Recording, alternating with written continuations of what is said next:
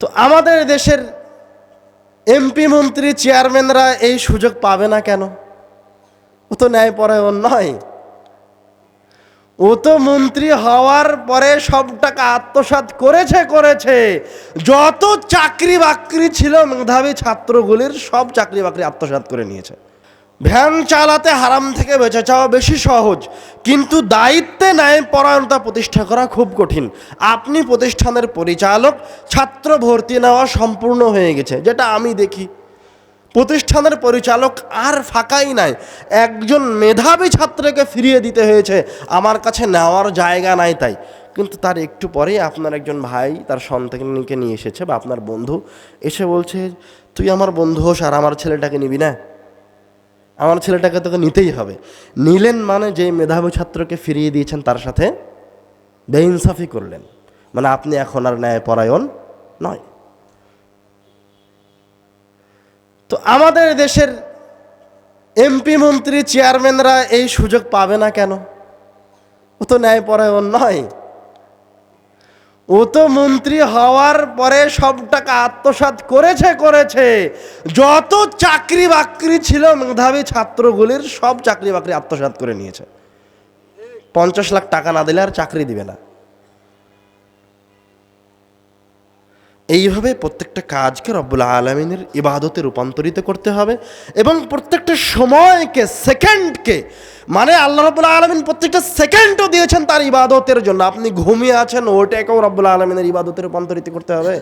আপনাকে নিশ্চিত করতে হবে আপনি ঘুমিয়ে আছেন আর ফেরেশতারা আপনার জন্য নেকি লিখছে। সেটা কিভাবে নিশ্চিত করবেন? সেটার জন্য আপনি ঘুমানোর দোয়া পড়েন, সেটার জন্য আপনি মনে মনে সংকল্প করে ঘুমান যে আমাকে ফজরের সালাতের জন্য উঠতে হবে, আমি ফজরের সালাত জামাতের সাথে আদায় করব। সুন্নাতের সাথে ঘুমান, সুন্নাতের সাথে উঠবেন, এই প্রতিজ্ঞা করে ঘুমান। আপনার ঘুমও নেকিতে পরিণত হয়ে গেছে। কথা কি বুঝতে পারছেন? তো সময়ে সময়ে আবার রব্বুল আলামিন কিছু বিশেষ ইবাদত দিয়েছেন, যেগুলির আবার ক্ষমতা ভিন্ন রকম।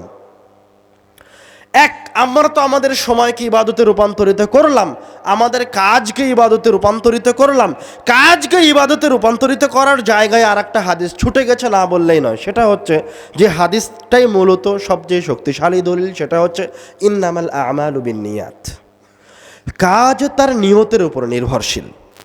ওয়া ইন্নামা লিকুল্লি আমরিন মা নাওয়া।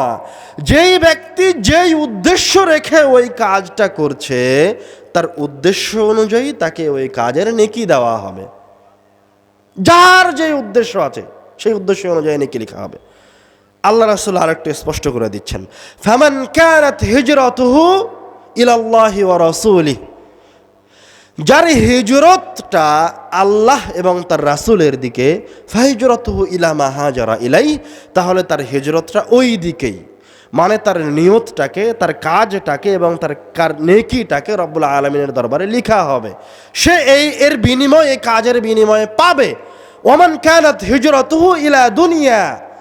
আর যার হিজরতটা দুনিয়ার দিকে, মানে চাকরিতে ঢোকার সময় নিয়ত করেছে, চাকরিতে ঢোকার সময় তার নিয়তটাই খারাপ হয়ে গেছে।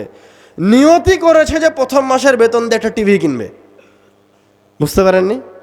নিয়তি নষ্ট। আর ও নিয়তি করেছে তার যদি 1 লাখ টাকার চাকরি হয় তো ছেলেটাকে বেরাকে ভর্তি করবে, ছেলেটাকে কোনো একটা উন্নত মানের স্কুলে ভর্তি করবে, ওকে কোরআন হাদিস পড়াবে না।